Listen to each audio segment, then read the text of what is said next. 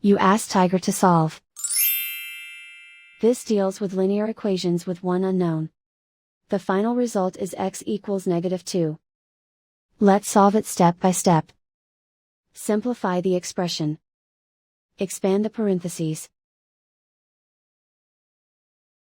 Simplify the arithmetic.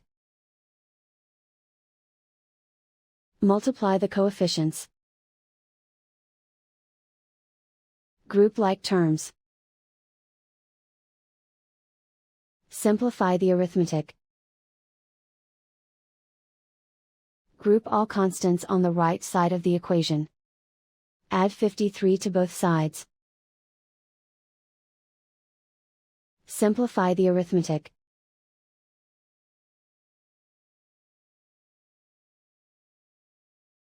Isolate the g. Divide both sides by 36. Simplify the fraction.